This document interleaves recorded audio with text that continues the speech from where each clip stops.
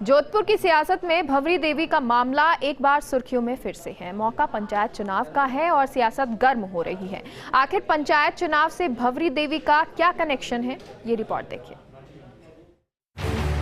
इसे महज इत्तेफाक कहिए या सियासी हालात कहिए या वक्त, एक तरफ पंचायत चुनाव की रणभेरी बज रही है तो दूसरी ओर सलाखों के पीछे से भंवरी देवी कांड के आरोपी एक एक करके बाहर आ रहे हैं। मलखान सिंह बिश्नोई, परसराम बिश्नोई दोनों काल कोठरी के बाहर आ चुके हैं और माना जा रहा है कि अंतरिम जमानत हासिल कर चुके महिपाल मदेरणा भी बहुत जल्द खुली हवा में सांस लेकर सियासत में ताल ठोंकते नजर आएंगे। चुनावी दंगल में महिपाल मदेरणा की पत्नी लीला मदेरणा जिला प्रमुख पद की दावेदार हैं, जिसके लिए मदेरणा की बेटी दिव्या मदेरणा जी जान से जुटी हैं। तो दूसरी ओर जमानत पर बाहर आने के बाद मलखान सिंह बिश्नोई और परसराम बिश्नोई दोनों पंचायत पॉलिटिक्स में एक्टिव हो गए हैं और सीएम की शान में कसीदे गढ़ रहे हैं।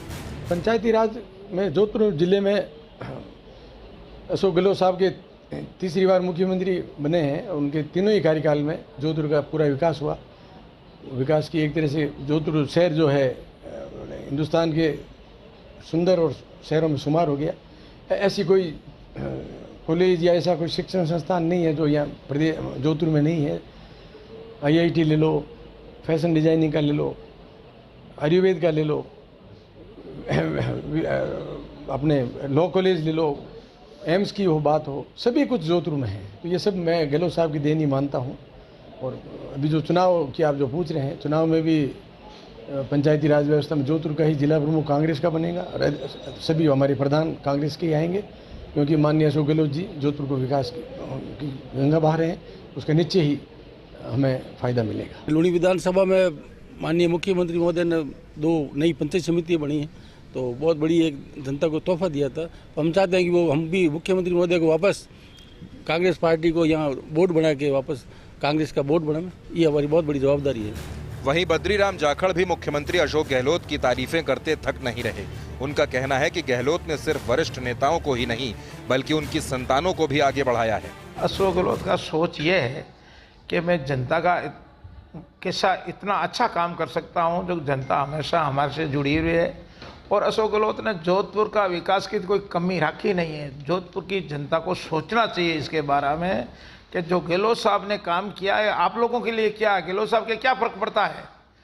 तो जनता के लिए गहलोत ने हमेशा काम किया। नम के जिला परिषद में मैं आपको विश्वास में साथ कह सकता हूं कि हमारी पंचायत समिति कम से कम आएगा तो 18-19 पंचायत समिति आएगी और जिला परिषद पक्का हमारा बोर्ड बनेगा और मेंबर बिल्कुल आएंगे, इसमें कोई दो राय नहीं है। मुख्यमंत्री अशोक गहलोत की सभी को साथ लेकर चलने की पुरानी छवि के चलते आज भी कांग्रेस के दिग्गज नेता और उनके परिवार गहलोत के प्रति हमेशा कृतज्ञ रहते हैं। कांग्रेस के नेता और सिपाहियों को साथ में लेकर हर चुनाव की नैया पार लगाने वाले मुख्यमंत्री अशोक गहलोत द्वारा विकास की राजनीति किए जाने के कारण इस बार के चुनाव में भी पूरी उम्मीद है कि जोधपुर में जिला प्रमुख कांग्रेस का ही बनेगा। बहुचर्चित भंवरी देवी के अपहरण और हत्या मामले के आरोपी मलखान सिंह बिश्नोई और परसराम बिश्नोई जेल से बाहर आ चुके हैं। बाहर आने के साथ ही पंचायती राज चुनाव को लेकर के अपनी ओर से जो कुछ भी हो सकता है उसको लेकर के एक चौसर बिछाने के साथ कांग्रेस को जीत कैसे मिले उसकी तैयारियों में जुट गए हैं। बड़ी बात यह हो जाती है कि जिस तरीके से मुख्यमंत्री अशोक गहलोत का संबंध राम सिंह बिश्नोई से रहा, के सिंह राठौर से रहा, परसराम मदेरणा से रहा, इन सब के साथ में मुख्यमंत्री अशोक गहलोत ने कामकाज किया है।